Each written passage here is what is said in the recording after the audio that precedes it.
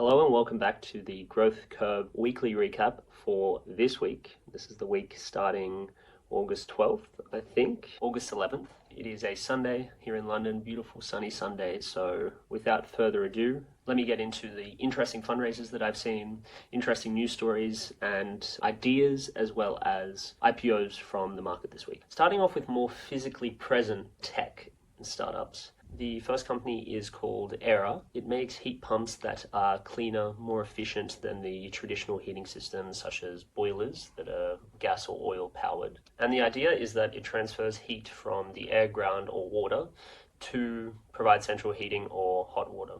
They claim that it is 4 times more efficient. And as a result, customers pay 40% less on their electricity bills and, in theory, could produce zero fossil fuels if the heat pump was powered by renewable energy sources.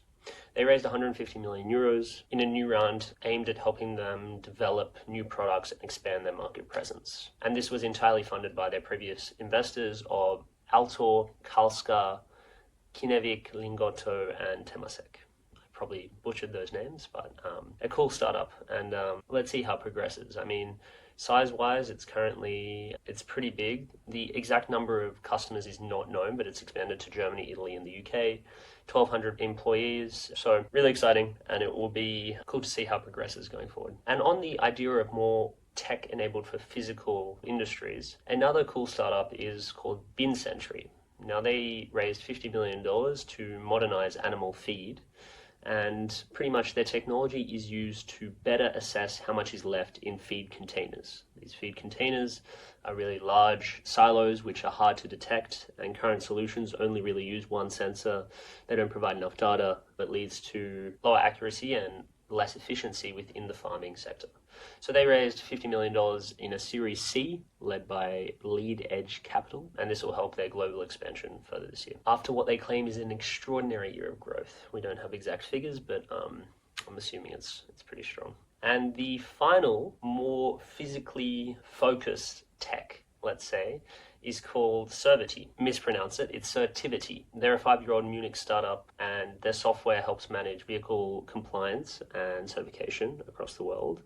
They raised $15.5 million in a Series A, co-led by Almaz Capital and UVC Partners, with their previous investors also joining in as well. Their website is slightly ominous. I mean, we don't see any proper tech that they show, but from what it looks like, cool tech. We've been seeing this trend where macro drivers of compliance have really led to growth in startups within the field. Say Vanta or Osapiens, and Certivity is another example of that. Another startup which is kind of connected to the real world, and real world I use loosely, but more physical world, let's say, is Protégé. They are quite interesting. Their business model works by connecting organizations that produce valuable data with AI companies. So kind of acting as the middleman. Their sales pitch is that the data is sourced with integrity, built by science, and in a collaborative partnership with both sides. So again, super interesting trend. I mean, we've seen Scale, of course, be a huge success, as well as Surge AI in providing that sort of high quality data to AI companies and developers. And so currently the actual verticals that they work in are health, audio, video, speech, and motion capture. They raised $25 million in a Series A led by Footwork, and a few other names also in the mix. And then returning to the more B2B SaaS standard tech startup, 2 interesting ones that raised this year or this week was a fundraise for Rillet. Rillet is a enterprise resource and planning software, or in short, AI for accounting. It provides services for more efficient revenue and invoicing, multi-entity accounting, close management, and gap reporting for companies, and allows finance people within the company to be able to more easily search through data and draw insights without going through huge databases or worrying about how to match different things together. They raised $70 million led by Iconic Growth as well as Andreessen Horowitz, with their valuation expected to be around $500 million. And again, interestingly, this is only 2 months after they raised $25 million. Was Elise AI.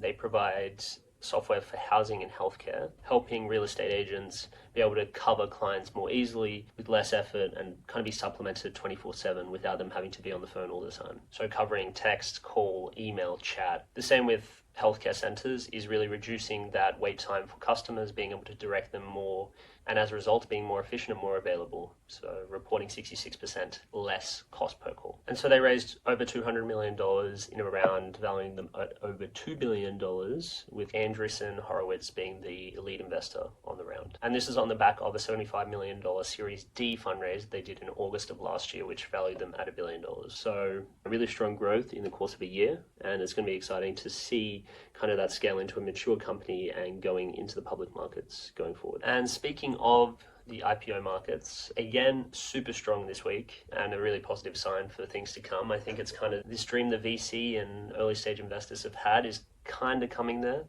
and companies are coming to the markets as they have the chance to. An example of that is Bullish. They are the owner of CoinDesk, the crypto exchange, and they actually rose 143% on their first day of trading. They raised $1.1 billion, issued 30 million shares at a $37 per share price, with an option for underwriters to buy 4.5 million more shares. Their price has come down to around $69 per share, but still way above that initial IPO price. So again, a really positive sign for markets, in this case crypto.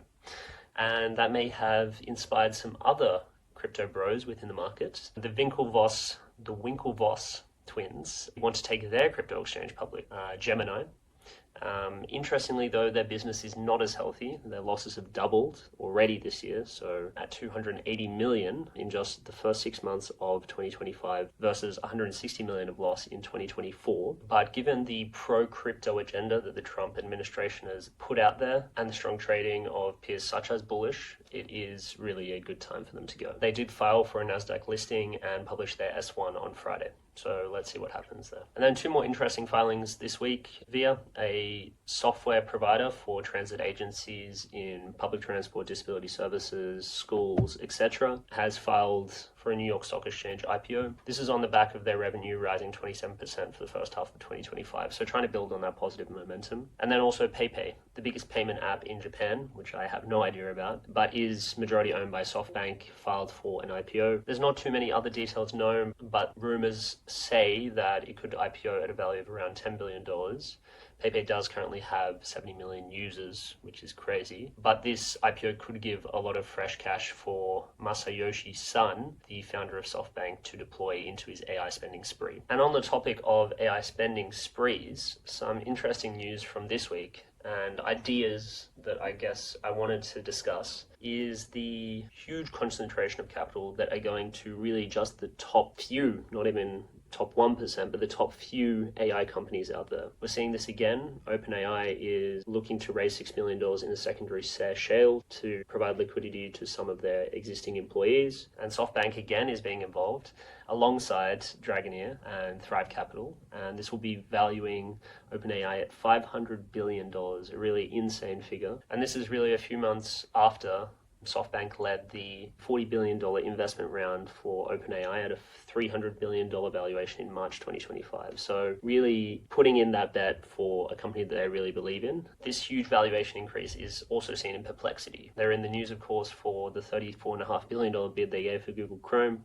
which was actually double its own valuation. But they are back in the markets as well, looking to close a new round of funding at a $20 billion valuation. This is only a tiny bit after they raised at an $18 billion valuation. So again, crazy money going into this stuff. So we are seeing this insane concentration of funding within just a few companies. And I really think we're in that winner takes all mindset within AI, where investors really believe that these are going to be generational companies and you need to get in at whatever cost. And it's going to be interesting to see how it plays out, because if there's any dent in that growth curve, there's going to be real changes to those valuation multiples, which really forecast insane growth. But yeah, that is the venture capital early stage markets. Of course, lots of macro stuff happening, but there's too much to keep up with. Crypto markets are doing well.